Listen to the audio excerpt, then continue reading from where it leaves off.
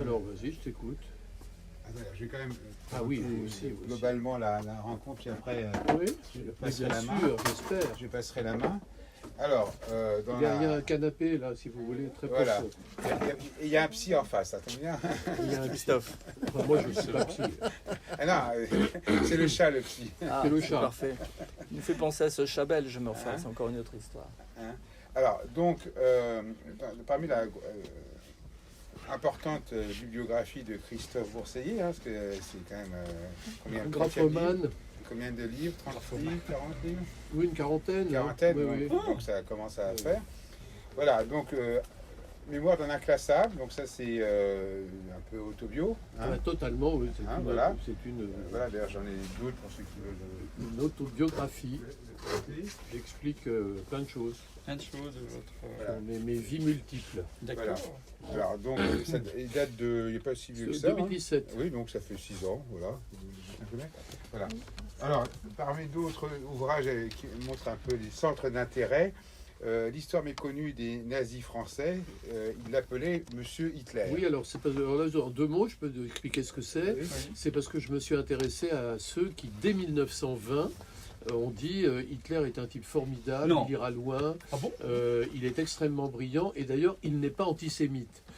Et donc, il y avait des gens qui affirmaient ça dès les années 20, et donc j'ai suivi ces gens qui ont formé une sorte de lobby pro-Hitler jusqu'en 1945, évidemment. Et ça s'est très mal terminé pour eux. Voilà. Ils ont tenu jusqu'en 40. Oui, mais alors il y avait évidemment des mouvements d'extrême droite fascistes et nazis, bien sûr. Mais il y avait aussi des radicaux, des socialistes, des modérés. Dès 1920. Oui, qui Parce que disaient... après, des gens comme Marcel Déat, des gens comme ça, ou Après, ça c'est c'est devenu après. bien après. Après Bah non, 35. Marcel Déat, il change en 38, disons, il Il commence était à basculer. philosémite, Marcel Déat. Oui, non mais... Chose incroyable. Oui, pas pendant la guerre en tout cas. Il y a un- Enfin, longtemps, il est resté. Aude, prenez place sur le. Mais c'était, Oui, on est il accompagné. Il devait être assez seul dans son espèce. Mais Enfin, il n'était pas si philosémite que ça, puisqu'il y a un grave attentat en 1942 contre son parti, le Rassemblement National Populaire, et il projette ce soir-là le juif sus. ah ouais, Donc, d'accord. pour un philosémite, c'est pas terrible. Ouais, c'est pas terrible. Pardon? En quelle année le projet? Alors, c'est en 42, je crois, une Oui, non, projection pour les militants. Non, il a fini. Ciné-club. Non, il a fini carrément en Allemagne. Formation. Ah, il a fini carrément en Allemagne. Bien sûr, il a fini en Allemagne et il s'est caché après la guerre. Il a échappé à la. Il a échappé. Oui. Alors voilà, donc ce livre, c'est ça, c'est l'histoire de tous ces gens qui, au nom des bons sentiments, au nom de la réconciliation franco-allemande, au nom de la paix, se sont laissés séduire par le nazisme grâce à un homme extraordinaire qui était, on pourrait dire, l'homme orchestre de la désinformation dans l'entre-deux-guerres. On connaît surtout ce qu'il a fait pendant la guerre, mais c'est dans l'entre-deux-guerres qu'il était génial. C'était Otto Abetz qui a vraiment créé une structure de désinformation en direction de la France.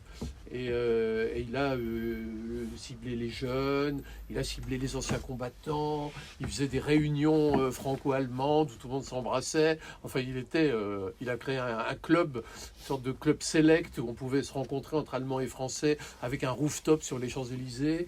Donc voilà, c'était un personnage assez étonnant et qui a en fait aidé à démoraliser les Français pour permettre la victoire allemande en 1940.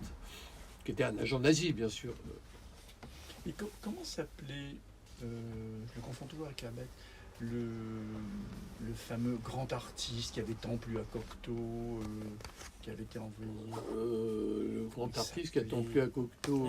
Enfin, le grand artiste, pour ceux qui aiment ce type de. Oui, le sculpture. sculpteur, là. Comment il s'appelait Arnaud Breker. Arnaud Breker. Ah, voilà, oui, Arnaud Breker. Breker. Je les confonds toujours un peu les deux, Arnaud Breker et Bien Abet. sûr, bien sûr. Non, l'écrivain c'est Junger, mais Junger. Mais Junger, c'est autre chose. Junger n'était ni nazi, ni Junger antisémite. n'était pas nazi. Il était révolution conservatrice. Ouais. Mais il n'était pas nazi. C'était un Junker. Oui, oui. Alors on va se rapprocher d'Alexandrin Trocky par Oui. un livre intermédiaire, et s'ils étaient tous fous. Alors oui, mais alors ça c'est bien sûr. Ça, Alors c'est la un quatrième de truc, couverture est très intéressante, on va voir si vous allez pouvoir répondre. Quel romancier promenait son homard en laisse dans les jardins publics parisiens? Sartre.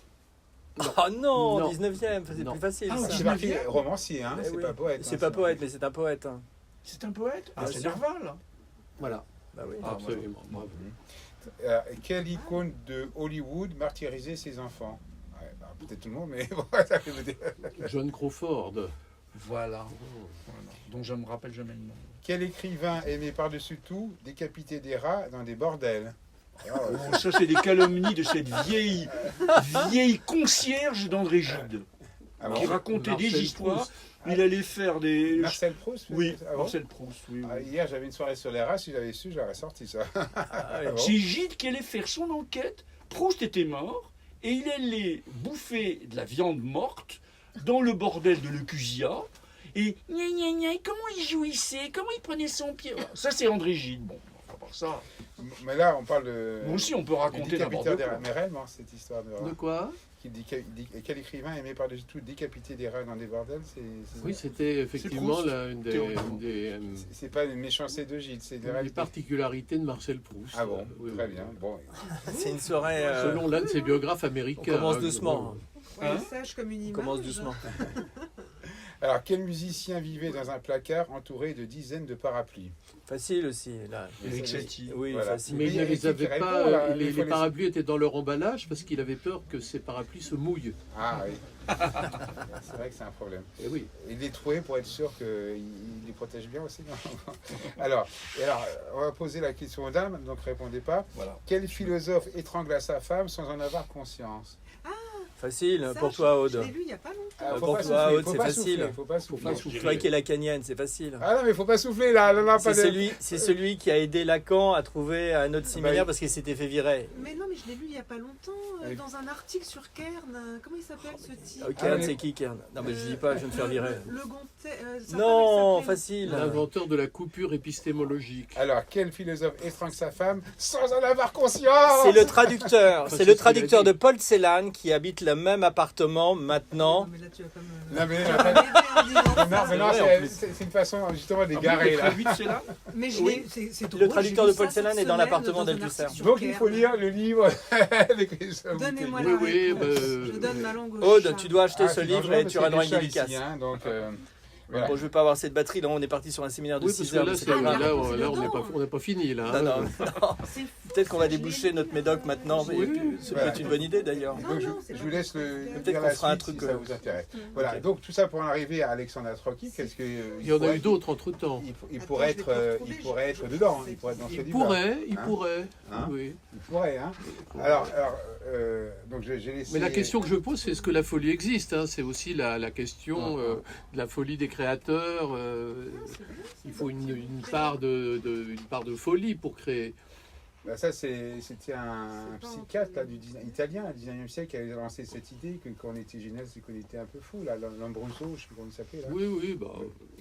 C'est lui qui avait jeté cette idée. Et sur la couverture, il y a Salvador Dali qui était un faux fou. Oui. Alors, lui disait la différence entre moi et un fou, c'est que je ne suis pas fou. Et c'est vrai, c'est vrai.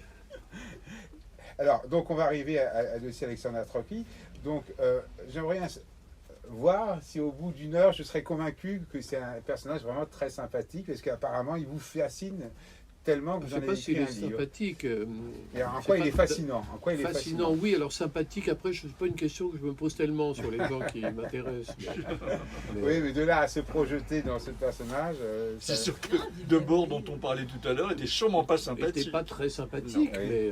mais il était quand même Ah bah ça le intéressant. tu sais. Ah ben voilà, ah, ça y est. Bravo. Ah, bravo. Je te l'ai dit. Tu ne m'écoutes jamais, Mais Aude. si, mais- Non, mais il donnait des Non. fausses pistes, à la fin on s'est garé. Mais non, Non, mais à un c'est- moment, tu Je l'ai dit. Tu l'as dit. Maintenant, Je l'ai dit de manière discrète. Voilà. Tu vois, C'est un peu comme Trocky, c'est discret. Tiens, et Voilà. On y va? Voilà, donc c'est le but de l'opération de ce soir, qui est Et si Alexandre c'était Trocky, tous et fous, est-ce que vraiment il est fascinant? Voilà.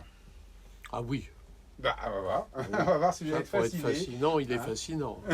Bon, Bah, en bah, tous les cas- vas-y Franck, je te laisse Ah, je vous en laisse maintenant. un, comme ça, vous En pourrez, tous les cas, on a C'est joli. hein. On a quand même attendu, Hein on a attendu longtemps Christophe Bourseiller pour que quelqu'un écrive sur Alexander Trocky, même Oui. si vous nous avez rappelé qu'effectivement on pouvait encore trouver des ouvrages d'Alexander Trocky qui soient traduits en français, mais surtout, est-ce que Alexander Trocky est fascinant? il a surtout fasciné beaucoup de monde. Et ça. c'est là où on est surpris, et c'est là où Christophe Bourseiller, on vous connaît sur pas mal de facettes, mais là, depuis quelques années, officiellement, vous êtes un historien reconnu. Oui. Voilà. Oui, Et alors, oui. ce que je trouve intéressant, passionnant dans cet ouvrage aux éditions de la Table Ronde, c'est pas votre premier ouvrage aux éditions de la Table Non, Ronde, c'est le deuxième. c'est le deuxième, et on a eu l'occasion d'ailleurs d'évoquer cet ouvrage aux éditions de la Table Ronde, mais Dossier Trocky, c'est le titre d'un livre. Allez-y, asseyez-vous, je vous en Oui, prie. venez. C'est le titre Il y a d'un une livre. place dans le canapé, là. Il s'agit d'une histoire, mais pas simplement l'histoire d'un homme qui fascine d'autres célébrités, mais c'est pas un livre d'historien. C'est là toute la Non, subtilité. c'est pas un livre d'historien. Enfin, tout ce que j'écris sur Alexandre Trocky est vrai. Mais je vais attendre qu'il soit installé. Peut-être que c'est déjà qu'ils sont pas nombreux. Si en plus ils n'écoutent pas, C'est pas gagné. personne n'écoute. pas gagné. c'est tort. C'est totalement William Burroughs, si tu vois ce que je veux dire. Comme ça, personne ne peut t'enregistrer. C'est parfait. Je crois qu'on va abandonner, on fera quelque On chose. va arriver au 19, Bonsoir, allez voir. messieurs. Oui. Cher ami, bonjour. Donc on ne présente Oui, alors, plus, donc, on ne présente plus Christophe tu viens de le Bourseiller. dire. Ah, si, Voilà. si, vous présentez un peu. On le présente plus. Non, mais j'ai- Chroniques avec lesquelles on se régale. Ah, hein, merci, on en c'est faut. gentil. Merci, madame. Oui. Sur France Inter, c'est très bien. Ah, Le merci. week-end, franchement, là, c'est assez rare. Vous avez une chronique sur France Inter? Oui. Oui, oui. D'accord, allez. Je n'écoute Je jamais n'écoute vous pas la radio, écrivez. je ne regarde pas la écrivez télévision, je ne lis pas les journaux. mais je lis. Tu dors? J'écoute France Culture. C'est le Sud samedi Radio. matin et le dimanche Ah oui, matin Sud Radio, à oui, 9h oui, moins 10. Ah bah voilà, c'est pour ça que je suis de la grâce. En ce moment, idée, c'est ainsi. Avant, c'était plutôt Oui, oui, France il y a des Culture. podcasts. Il y a quand même du monde qui écoute, Ah oui, croyez-moi. écoutez, les Ah oui, radios c'est sûr. populaires aussi. Non, mais vous êtes un homme de radio C'est très également. bien, Vous n'avez fait Ah pas oui, que oui, je fais du beaucoup de télévision. choses. Vous avez fait beaucoup de radio. Ah, donc, première question. Ah bon, vous parlez à la radio? Ah bon, vous écrivez? Troisième question. Ça réveille Qui pas est trop. Alexandre Des fois, Trocky. c'est intéressant. Et là, c'est Alors, Non, parce qu'on a un public, des gens qui ont envie de se parler. En C'est fait. ça, comme c'est- ça. c'est- Ils ont envie de se c'est- parler. Faut-il Peut-être qu'on peut réécrire déboucher des une bouteille livres maintenant, ça sera peut-être Les plus laisser se parler. Oui, oui, on va les laisser parler. On a un public dissipé, c'est ça. Hein? Ah oui, là on nous rejoint à 9h05. Tous les matins, c'est les C'est matinales de intéressant, France Culture. C'est politiquement, Guillaume Erner. Spécialiste Je des... l'apprécie pas toujours. Je sais que j'avais. On enregistre j'avais pas des été- téléphones. Non, non, pas des téléphones. Il avait mal Elle est fait. spécialiste. Alors, donc, Alexandre Trocky, qui êtes-vous? Bon, alors voilà. C'est pas pour Alexandre. Donc, dossier Trocky, déjà par le titre, c'est un Avec dossier. ça, surtout qui compte pour moi. Pour c'est un les- dossier, mais j'allais tirer les choses, puisqu'en fait, aujourd'hui, cette date n'est pas une date choisie au hasard. L'ouvrage est sorti déjà depuis 2 mois, mais il se trouve qu'à l'heure d'aujourd'hui, au Grand Palais éphémère, il y a une foire d'art contemporain qui s'appelle Art Paris, qui fête les 25 ans. Et alors, quel est le rapport entre l'art contemporain, l'art et le dossier Trocky? C'est là où, Christophe Bourseiller, vous me le rappelez, hein, donc vous avez effectivement cette petite chose. Moi, derrière, j'ai une enquête modianesque, c'était l'ouvrage d'avant sur cherchant par Vulesco. Vous êtes toujours à cheval entre, effectivement, des personnages qui, pour la culture, cultivent quand même l'obscurité, l'éclaircissement. Alors là, pour le coup, le fameux Trocky, on va en parler, c'était un homme, l'homme qui voulait faire de sa vie une œuvre d'art. Alors, Et donc là, pour le coup, en pleine actualité de l'art, on entend de l'art par-ci, par-là, etc. Trocky, l'œuvre d'art, il n'y a pas beaucoup de traces. J'étais à une autre foire d'art contemporain la semaine dernière, j'ai vu un tableau de William Burroughs. Donc il y a des traces de William Burroughs dont Trocky était proche. Et pourtant, de Trocky, il ne reste pas grand-chose en tant qu'œuvre d'art. Et vous l'affirmez, dans cette grande modernité, il voulait faire de sa vie une œuvre d'art. Et je ne vous donnerai pas encore la parole. On va commencer, comme j'en ai l'habitude, par la fin. Parce que moi, je tenais absolument qu'il puisse y avoir une rencontre publique autour de votre ouvrage. Parce qu'il est sorti il y a 2 mois. On a cherché plein d'endroits et on est heureux d'être dans le 19e arrondissement de Paris. Ce n'est pas un hasard non plus. Il y a un lien avec les projets politiques d'Alexandre Trocky, mais ça on le verra un petit peu plus loin, mais surtout pour faire sens sur tout ce que je viens de dire, commençons par la fin pour arriver au début. Vous dites à la fin de votre ouvrage, parce qu'il s'agit bien d'Alexandre Trocky, mais de votre fascination pour un personnage qui a fasciné d'autres personnes. Est-ce une conclusion, et on va commencer par s'interroger là-dessus, sur que faire de sa vie une œuvre d'art. Il ne fallait pas les prendre au sérieux. Alexandre Trocky, Guy Debord, voilà, le nom est lâché, plus connu, et les autres. Les autres, on va voir de quels autres. Je n'aurais pas dû gober leur discours péremptoire. j'ai naïvement tenté, moi aussi, de m'ériger une statue. Parenthèse, a été évoqué différents ouvrages de Christophe, mais des ouvrages sur l'ultra-gauche, des ouvrages sur Guy Debord, les cahiers sur le situationnisme. Je ferme la parenthèse. Je voulais que, vous vouliez que, peut-être que moi aussi d'ailleurs. C'est peut-être pour ça que je suis content de vous avoir. Comme ça, on va éviter de se faire lyncher par les personnes qui ne sont pas là, mais peut-être qui nous attendent dehors. Parce que je voulais que, sur ma tombe, on dise... Il n'entrait pas dans les cases, il défiait les codes, il était spécial, alors on est peut-être tous un peu spécial. C'était un personnage hors norme. Vous avez sans doute voulu être hors norme, mais là, pour le coup, vous rentrez dans les normes d'un livre, et c'est enfin un livre en français qui nous parle de la vie d'Alexander Trocky et qui pose d'autres questions.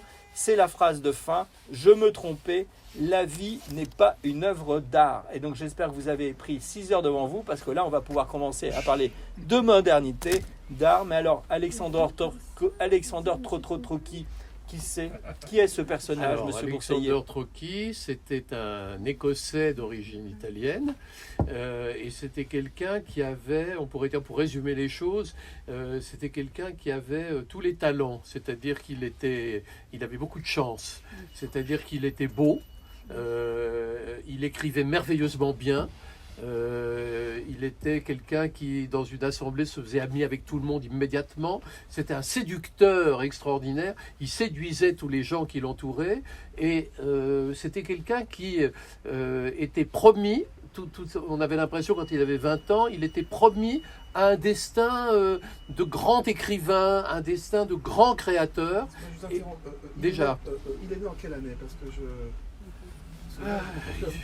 c'est quelqu'un qui Il est né... Alors, ce qu'on peut vous donner, c'est le... Il a 20 ans quand il arrive à Paris en 1950 à peu près. Donc voilà. Non, c'est bon, voilà, ça vaut la peine d'entrer dans les détails.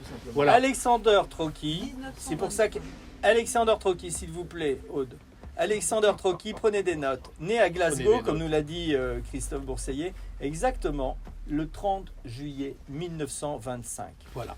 Excusez-moi, Voilà. Non, mais Non, vous au avez contraire, raison. on est- Et donc cet homme, en fait, au départ, mène une vie de jeune étudiant, tout à fait brillant, il fait de belles études, tout va très bien, il est un peu foufou, mais enfin, comme on est foufou à 20 ans, il est séducteur, il aime voyager, il fait des virées en voiture, enfin bon, rien de bien méchant.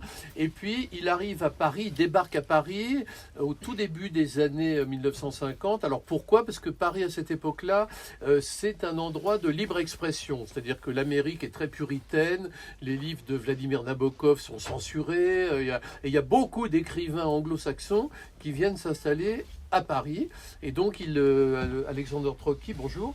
Alexander Trocky, peut-être qu'il veut faire des achats, monsieur, non? Non, il est pas haut, il est pas haut. Donc on est 11, hein, bientôt on va être 19. Hein. Quoi? On est 11, on va être bientôt 19. Hein. Ah oui, ça monte. Hein, Le c'est club des dingue. 11, c'est pas mal. C'est déjà pas mal. C'est comme le 440. Quoi. Voilà. Et donc, en fait, il s'installe à Paris et puis il découvre il s'aperçoit qu'il y a énormément d'écrivains anglophones qui se sont donc réfugiés à Paris, cette Mecque de la liberté. Et là, de fil en aiguille, dans les dîners, le soir, dans les bistrots, il fait la connaissance d'un type qui a de l'argent et qui est prêt à financer une revue. Et donc Trocky décide de lancer une revue qui s'appelle Merlin, qui est une revue en anglais, mais qui s'adresse donc au monde anglo-saxon, mais qui est le porte-voix des écrivains anglo-saxons réfugiés à Paris. Et donc il lance Merlin, et là il y a une espèce de miracle qui s'opère, c'est-à-dire que Samuel Beckett vient et dit « moi je veux absolument en être », tous les grands écrivains américains, Nabokov, tout le monde dit « je veux en être », et il y a même une rencontre assez étonnante, c'est Jean-Paul Sartre qu'il rencontre et qui lui dit « écoutez, Alexander Trocky, vous pouvez reproduire en anglais, donc dans votre revue, tous les articles des temps modernes que vous voulez sans me demander l'autorisation. » Donc il a vraiment un boulevard extraordinaire qui s'ouvre devant lui. Et donc c'est un type il est beau, il est jeune, il est brillant, il crée une revue dont tout le monde parle, mais dans le monde entier, Oui. et qui est l'incarnation d'une génération de jeunes écrivains américains, anglais, écossais, canadiens, sud-africains. Enfin, il y a un peu tous les anglo-saxons possibles et imaginables. Et puis il y a un tournant dans sa vie, un double tournant, bizarrement, c'est qu'en 1955, d'abord il va faire une rencontre qui va être une rencontre qui va changer le cours de son existence, c'est que il va découvrir l'héroïne. Alors Trotsky fait partie de ces intellectuels qui ont un peu tâté de toutes les drogues avant, mais enfin il tâtait de la drogue à titre expérimental, comme beaucoup le faisaient à Paris. On fumait de la marijuana, on essayait la benzédrine, la cocaïne, plein de choses à cette époque-là. Mais Trotsky, lui, ce qui va lui plaire, c'est l'héroïne. Et ce qui est intéressant, c'est que l'héroïne, c'est une drogue un peu particulière parce que c'est une drogue qui vous place dans un cocon qui semble extrêmement confortable et qui vous isole du monde. Et déjà, quand Trotsky avait 7-8 ans, il inquiétait beaucoup ses parents parce qu'il passait ses journées enfermé dans une caisse. Il s'enfermait lui-même dans une caisse et il passait la journée dans la caisse. Et en fait, avec l'héroïne, il réinvente la caisse d'une certaine façon. Mais ce qui est incroyable dans la vie de Trotsky, c'est que l'héroïne va le dynamiter. C'est-à-dire qu'il découvre l'héroïne en 1955, il meurt en 1984 d'une maladie, hein, c'est pas de l'héroïne, mais il meurt drogué. C'est-à-dire que toute sa vie, il se sera piqué. Toute sa vie. Et donc ça veut dire quoi? Ça veut dire que toute sa vie, il n'aura eu pour seul objectif que de trouver du fric pour sa dose. Et donc à partir de là, évidemment, cet homme brillant, génial, va devenir un être instable et complexe, si vous voulez. Et puis 1955, par ailleurs, c'est l'année où ce jeune garçon brillant qui dirige Merlin fait la connaissance à Paris d'un couple qui est Guy Debord et Michel Bernstein. Alors Guy Debord et Michel Bernstein, c'est des lettristes à l'époque. Ils sont pas encore, Debord n'a pas encore inventé la théorie situationniste, donc c'est des lettristes, mais ils tombent un peu en amour pour Trotsky. Ils trouvent que Trotsky est complètement fou, ça plaît beaucoup à Debord, cette folie. Et Debord propose à Alexander Trotsky de rejoindre le petit groupe qu'il a fondé lui-même en 1952, qui s'appelle l'Internationale lettriste. Mais il dit à Trotsky, pour intégrer l'Internationale lettriste, il faut que tu rompes avec tous tes amis et que tu rompes avec le milieu littéraire. En gros, il est interdit de faire œuvre. Et alors Trotsky va arrêter Merlin, la revue Merlin, et puis il va s'acoquiner avec un monsieur qui s'appelle Maurice Girodias, et il va devenir, comment dirais-je, rédacteur porno. C'est-à-dire qu'il va publier une trentaine de romans porno, et je veux dire, j'en ai lu une grande partie. Alors ils ne sont pas quasiment pas traduits en français, mais c'est très très beau.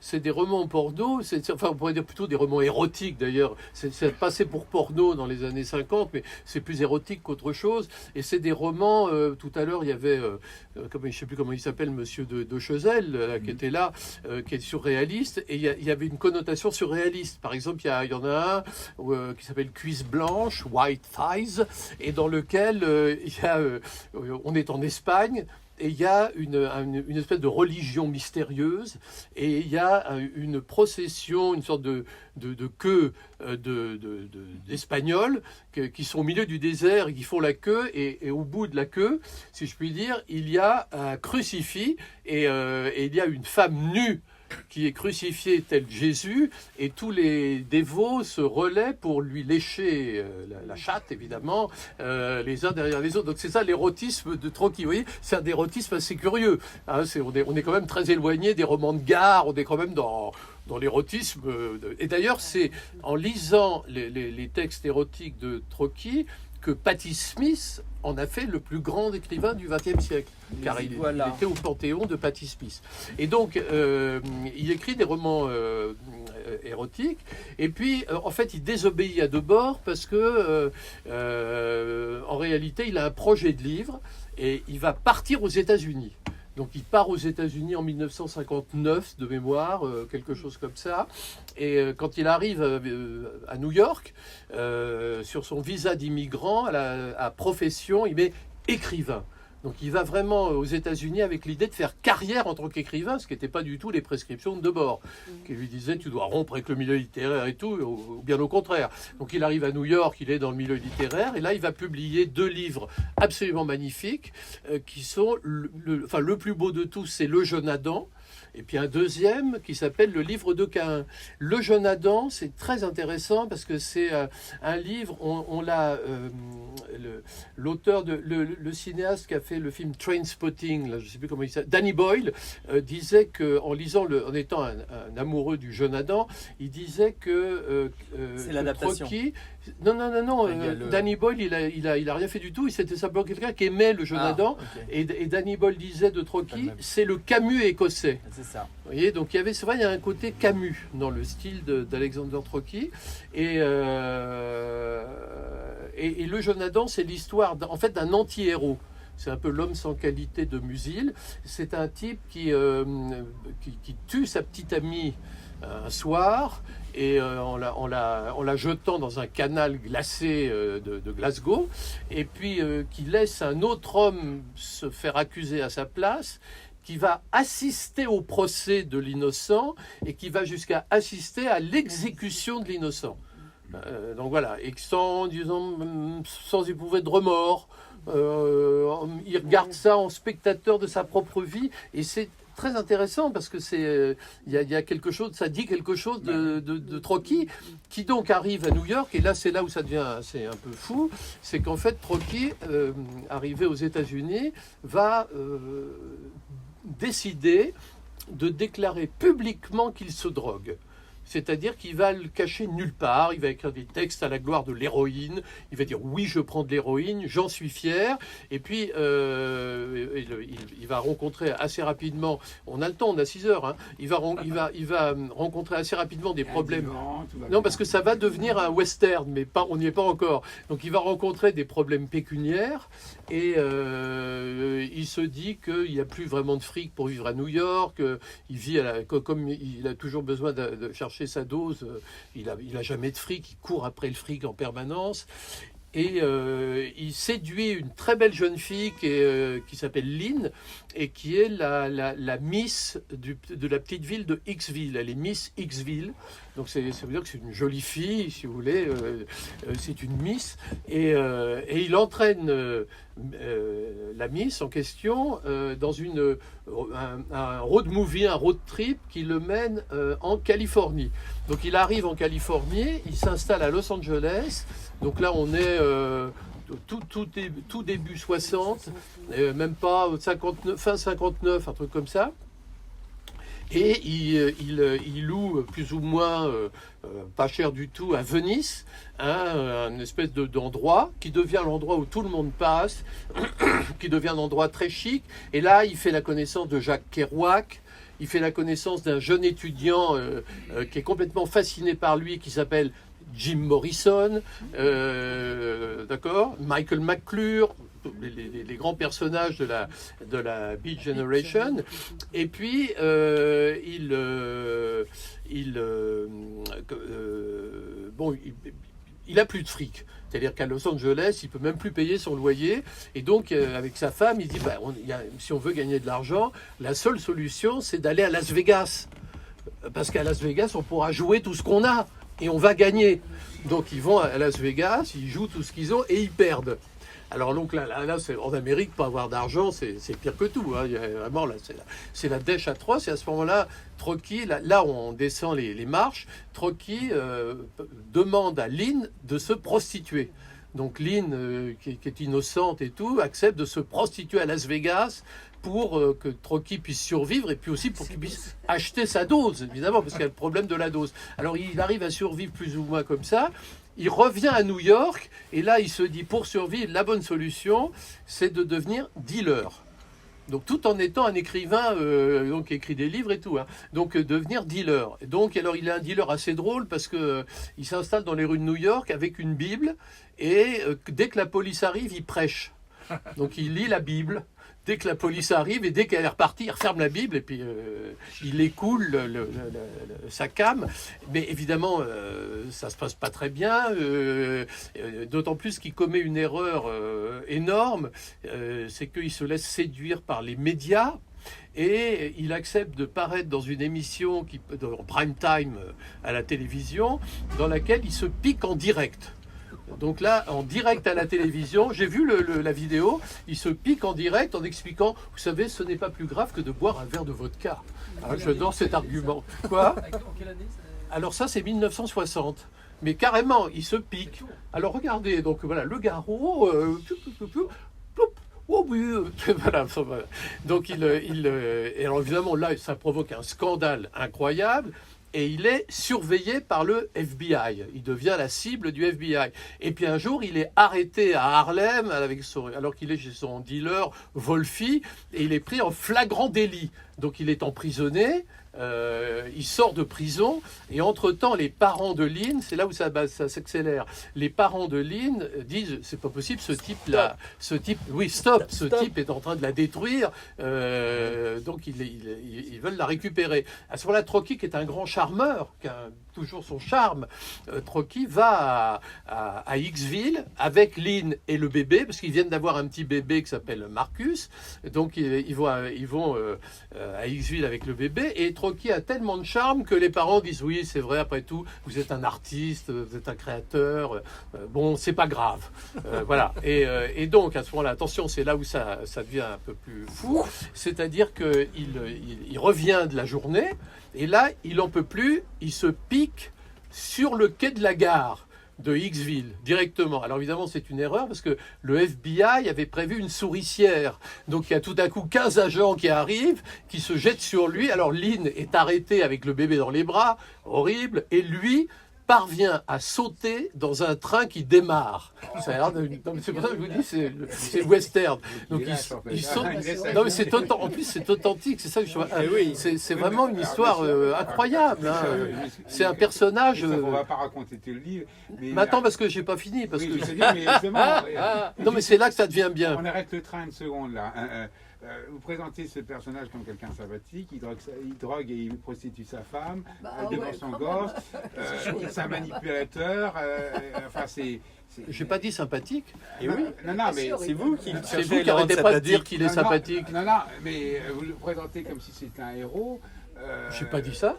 La façon joyeuse de raconter l'histoire. On parle d'un western et on parle aussi de choses quelque chose qui dépasse la fiction. Sans être moralisateur, il y a quand même des limites dans le côté artistique, puisque c'est censé être une œuvre d'art.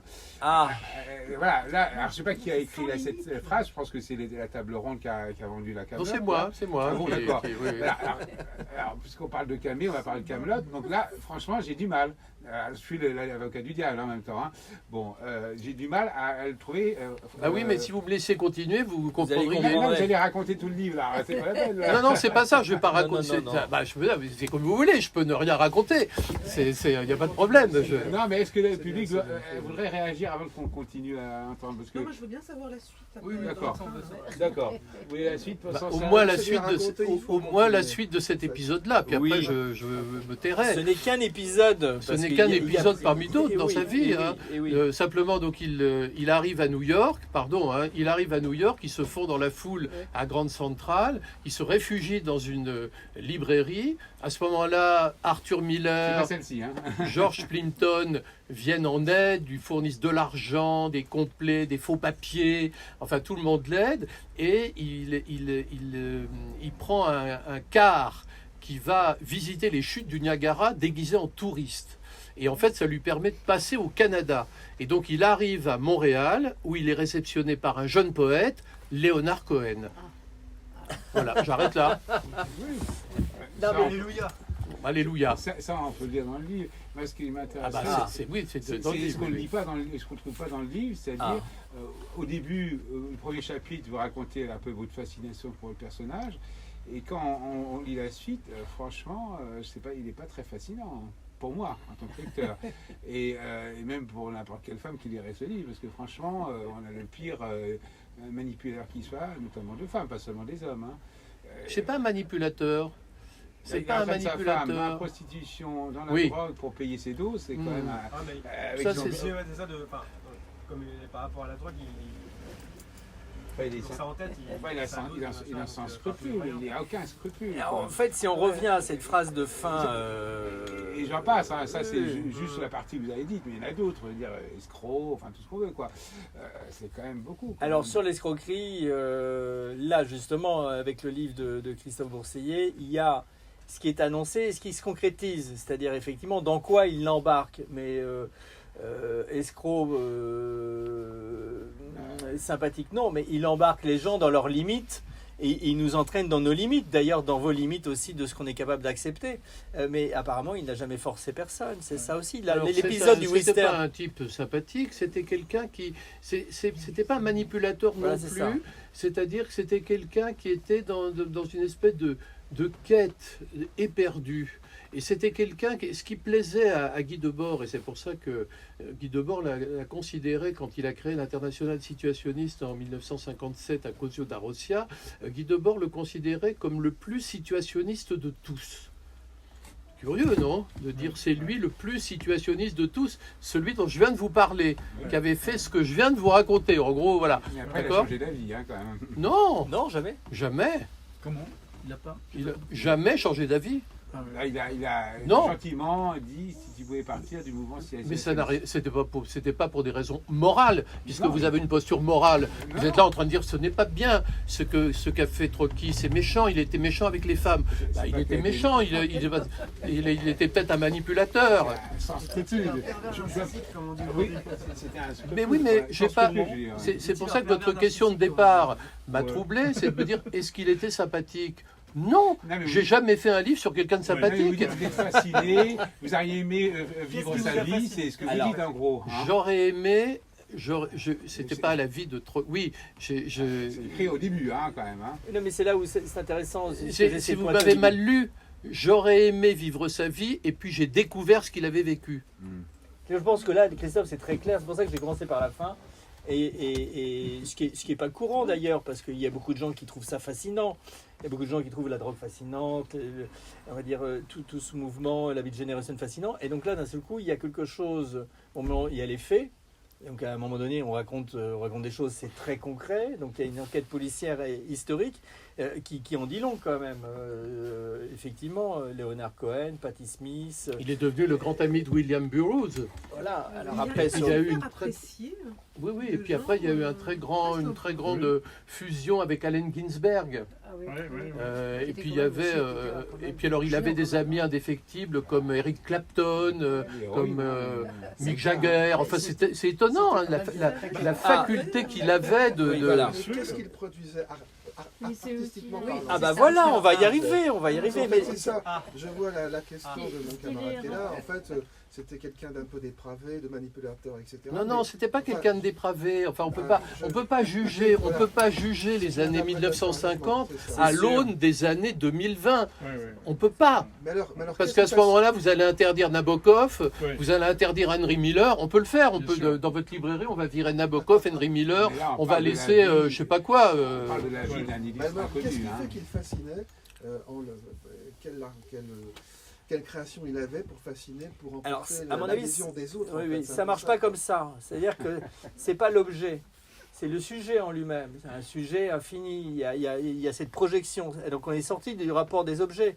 On parlait de situationnisme. Enfin, le premier chapitre s'appelle la construction des situations. Voilà, donc effectivement, il faut remettre à la fois dans ce contexte des années 50. Maintenant, il y a ce passage dans les années 50. Était-il brillant, Trotsky? Charmant surtout. Il en impose par son bagou, sa culture et son talent. Ok. Mais il crève la dalle et habite avec Lynn, dont nous a parlé Christophe. C'est pas d'ailleurs la seule femme qui va. Mais un immeuble délabré près de la plage. Son appartement minable devient pourtant un lieu de passage, un salon où l'on cause, où l'on baise, où l'on fume, où l'on visite le cosmos. Ouais, c'est cette phrase, où l'on visite le cosmos. L'air de rien. Les drogues y circulent plus que librement. Il a peint sur les murs des signes astrologiques ainsi que des lettres grecques. Les livres, les papiers s'entassent, le désordre est indescriptible et les cafards sont rois. Alors la vraie question, ce serait plutôt de se dire, est-ce que c'est un génie qui n'a pas su s'épanouir qu'en défendant ses propres limites jusqu'à l'autodestruction, la néantisation, allons jusque-là, et puis nous, on est des êtres un peu plus... On n'a pas envie de faire des œuvres d'art notre vie, et on n'a pas envie de mourir ni d'être dans une néantisation. Mais c'est quand même le grand flot de la modernité. Et le grand flot de la modernité passe pas uniquement par des objets, je fais une peinture, je fais pas une peinture. On n'a pas les situationnistes, on va pas refaire de théorie de l'histoire de l'art. C'est pour ça que je rappelais cette idée. Ah, il y a une foire d'art contemporain. Il y a quand même un projet, effectivement, dans les multiples revues. C'est-à-dire qu'à un moment donné, effectivement, si vous vous piquez tout le temps, vous pouvez peut-être pas faire tout le temps, mais on a tous nos limites. Il y a des moments où on doit dormir, il y a des moments où on fait des conneries. Et donc, on a tous nos limites. Ces limites à lui, elles ont peut-être poussé un petit peu plus loin. Ça, c'est certain. Maintenant, il y a effectivement un projet qui en dit long parce qu'il porte le nom d'une lettre grecque. Mais ça, c'est encore un autre aspect de la chose. En fait, la question, c'est le projet situationniste. C'est-à-dire que le projet situationniste, c'est faire de sa vie une œuvre d'art. L'idée, c'est des situationnistes au départ, c'est de dire Dada a initié en 1916 une révolution de l'art, en faisant sortir l'art des musées, en disant que l'art était partout, en disant que l'art n'était pas sacré, par la profanation des œuvres d'art. Puis cette révolution, elle s'est poursuivie avec les surréalistes, les futuristes, les lettristes, et les situationnistes disent, en fait, l'œuvre d'art, c'est moi. C'est-à-dire que je vais faire de ma vie une œuvre d'art. Je suis un situationniste. Pourquoi ? Parce que je veux construire des situations. Alors, qu'est-ce qu'une situation ? C'est un moment de vie réellement vécu. Donc, il s'agit de vivre chaque instant comme si c'était le dernier. Il s'agit de vivre, de révolutionner sa vie quotidienne, de vivre sans temps mort et jouir sans entrave, comme disait Raoul Vaneigem des années plus tard. Donc, il s'agit c'est ça le projet situationniste. À partir de là, ce qui fascine Debord quand Debord est fasciné par Trocky, c'est parce qu'il se dit ce type est totalement en dehors de la norme. Il a une vie complètement erratique, il provoque le monde entier par la drogue, se droguer à la télévision en prime time. Debord trouve ça intéressant, et Debord va lancer une campagne internationale de soutien à Alexander Trocky. L'international situationniste va soutenir Alexander Trocky. Ils vont faire toute une campagne pour dire que se droguer n'a aucune importance. On peut choisir de quelle manière on se défonce, de quelle manière on vit. Donc c'est une espèce de totale liberté, hors limite, hors norme. Il y a eu d'ailleurs une grande exposition qui s'appelait Hors limite à Pompidou, qui parlait de cette grande tradition, qui va des avant-gardes, des néo-avant-gardes. Et cet Alexandre Trocky, même si quand il arrive à Paris dans les années 50, il n'y a pas cette visibilité, cette fracture entre d'un côté des modernes, des avant-gardes, des classiques, tout le monde se fréquente, on est dans l'après-Seconde Guerre mondiale, tout ça se mélange. Et d'un autre côté, Joyce était-il moral ? Joyce n'était peut-être pas si moral que ça non plus. Donc il ne s'agit pas d'avoir un regard moral. Je ne parle pas de Jean Genet. Et encore, j'aurais mis en prison. Je suis entièrement d'accord avec vous, cher collègue. On pourra employer nos termes. Est-ce qu'il est nocif pour son Alors, entourage ? c'est là où c'est intéressant par rapport à... Nocif pour les femmes en particulier qui se fréquentent. Vous savez, la vraie question moi, que je me suis posée, c'est celle des risques liés au fait de vouloir faire de sa vie une œuvre d'art. C'est le sujet de votre livre. C'est bien joli sur le papier, mais Trocky, c'est l'exemple même de l'échec absolu de ce projet. Sa vie est un échec absolu. Je ne vous raconterai certainement pas la fin, parce que vous allez me dire que je raconte trop le livre, et vous aurez raison. Mais en tous les cas, vous éclaircissez. C'est une tragédie épouvantable. Vous présentez bien les choses en disant à chaque fois il embarque et puis ça se fait pas. Et donc il nous laisse sur notre fin. Il nous laisse sur sa fin. Alors ce qui rend les choses très ambiguës, et ce qui fait le fait que les gens s'intéressent à lui, c'est qu'il appartient à cette catégorie assez troublante des écrivains sans œuvre. C'est-à-dire que les 2 livres qu'il a écrits sont magnifiquement écrits, les romans érotiques qu'il a écrits sont magnifiquement écrits, et donc tous les gens qui les ont lus ou qui ont lu Le Jeune Adam ou le livre de Caïn disent « Putain, c'est génial, quand est-ce que la suite vient ?» Et la suite ne vient jamais. La suite ne vient jamais, mais il y a de la part de tous les gens qui l'entourent. Par exemple, Patti Smith, il n'y a pas très longtemps, on lui a demandé, un journal américain lui a demandé quels étaient ses écrivains ou ses livres favoris, et elle a mis Alexander Trocki, le jeune Adam, elle l'a mis entre Désert dévorant de Brian Gysin et Coriolan de Shakespeare. Ah ouais. Vous voyez? Non, excusez-moi, je crois qu'elle met c'est le livre de Cain qu'elle met. Non, plutôt que c'est le Jeune Adam, je crois. Vous avez peut-être raison. Un des deux. Pourtant, j'ai écrit, Un mais des deux, quoi, forcément voilà. l'un des deux, parce qu'il n'y en a Et pas d'autre. en plus, comme Trocki est un peu oublié, elle le fait pas par provocation. Oui, Parce que Alexander Trocki, à l'heure d'aujourd'hui, le mettre avec Shakespeare. voilà. quel Donc là, hommage, là-dessus, Quel hommage. Bien Vous sûr. voyez, c'est très étonnant. Et tous les gens qui l'ont connu, qui l'ont croisé, attendaient le livre.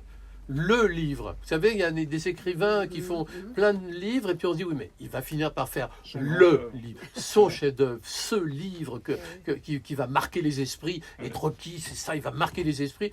Et le livre n'arrive pas parce que Trocki était le spécialiste. Là, c'est vrai que sur ce côté négatif, hein, Trocki était le spécialiste d'aller voir un éditeur, quémander un avaloir, Voilà. et puis se barrer avec l'avaloir et le dépenser en dose, et ne pas écrire de livre. Oh, j'ai connu des écrivains qui faisaient ça. J'en ai Oui, connu bah, un certain nombre. Trocki faisait partie des gens Les qui étaient avaloirs. comme ça. Mais vous voyez, c'est un personnage ambigu pour moi. Il n'est pas que qu'ombre, la personne Bonjour. qui vient d'arriver n'est pas un personnage ambigu, n'est pas qu'ombre.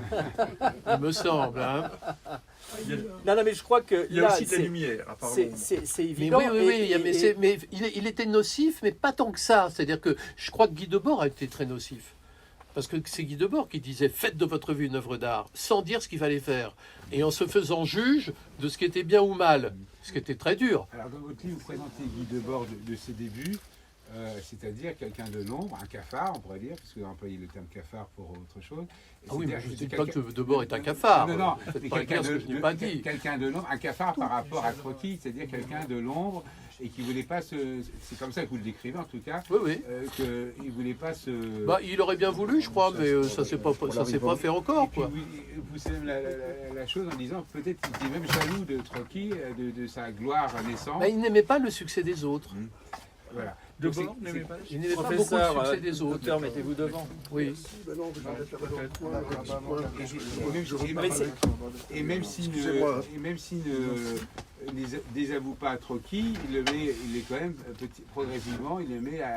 Alors, ce qui l'écart. se passe, c'est que Trocki, à un moment donné, va aller à Tanger, rendre visite à William Burroughs. Et puis là, ils vont discuter, Tanger et tout ça, ils vont sûrement se droguer beaucoup tous les deux. Et Trocki a une idée, c'est de lancer une espèce de projet fou qui s'appelle le projet Sigma, et qui est un projet multimédia d'art total génial. Enfin, il dit c'est le temps les cosmonautes du dedans apparaissent. Enfin, il est complètement délirant. On parlait du cosmos, mais il y a ce côté un peu fou chez Trocki qui correspond au début de l'époque hippie aussi. Hein. Il faut bien voir les choses Pour comme aller, ça. parce que là c'est un peu Et- my cam, mais là il faudrait qu'on aille plus de 6 heures, mais il faut Ah oui, savoir bah, qu'il y a une revue américaine, effectivement, Ah, qui est sur le n'est-ce pas. cosmos, et on trouve, enfin là il faut imaginer de Malevich jusque la contre-culture des années 60. Là c'est une autre lecture du XXe siècle, mais là il ne s'agit pas d'une relecture, il s'agit de gens qui vivent là. Donc nous, a posteriori, ok. Mais si on comprend les choses comme ça, là on voit la filiation. Et effectivement, quel est le rapport entre l'aspect cosmique ou de la Passionnant, cosmic hein, c'est music toutes ces avant-gardes et qui se Malevich. relient, Et pourtant, c'est exactement la même chose. les rhizomes de l'avant-garde. comme C'est ça. de quelle manière, allez, le mot est lâché, il ne s'agit pas de Gesamtkunstwerk wagnérienne, mais de totalité, d'unité. De quelle manière on retrouve, et les situations, le situationnisme est lié aussi avec des mouvements politiques, avec une révolution, et de quelle manière effectivement que ça passe par la fête, mais c'est pas la fête esthétique, c'est pas se défoncer pour se défoncer, c'est de quelle manière on se réapproprie, hein, une réappropriation, pas simplement des outils de travail, des outils culturels, mais on se réapproprie notre présent. Voilà, ni Mais- coincé mais, dans le passé, ni coincé dans le futur, Alors, merci beaucoup pour ce passage cosmique qui était important. évidemment. Pour terminer et peut-être pour expliquer ce qui se passe avec Debord à ce moment-là, c'est qu'en fait, le projet Sigma tel que Trocki le conçoit, ça consiste à faire des événements, inventer des choses avec Allen Ginsberg, avec le psychanalyste Ronald D. Lang qui invente l'antipsychiatrie aux États-Unis à cette époque-là, avec Marianne Faithfull qui est une disciple de Trotsky, avec plein de gens comme ça. Et Debord, lui, déteste Allen Ginsberg. Il ne peut pas supporter William Burroughs parce qu'il considère que tout ce qui est Beat Generation, il les appelle les crétins mystiques qui sentent l'œuf pourri. Donc, il y a une fracture. Donc, Il y a voilà. une fracture qui n'est pas simplement atlantique. Un peu comme Il y a une donc, fracture vraiment idéologique, parce que Debord ne peut pas supporter tout ce qui, de près ou de loin, peut se rapporter au spirituel ou à la religion. Et donc, à partir de là, Debord, très gentiment, dit à Trotsky, là on est en 1964, dit à Trotsky, écoute, sans rien retirer à l'amitié qui nous lie, je te laisse faire Sigma, je te donne mon autorisation, tu es le chef, mais tu fais ça en dehors de l'IS. Donc voilà, et là c'est le début d'une lente rupture évidemment entre les deux hommes, mais en fait qui s'explique par le fait que Debord est lui il est dans une période de radicalisation de Debord, c'est-à-dire qu'en 1961 il a fait la connaissance des gens qui animaient en France la revue Socialisme ou Barbarie, qui était une revue héritant des gauches communistes anti-léninistes qu'on appelle historiquement l'ultra-gauche, la vraie, hein, c'était ça. Et Debord, à ce moment-là, le projet artistique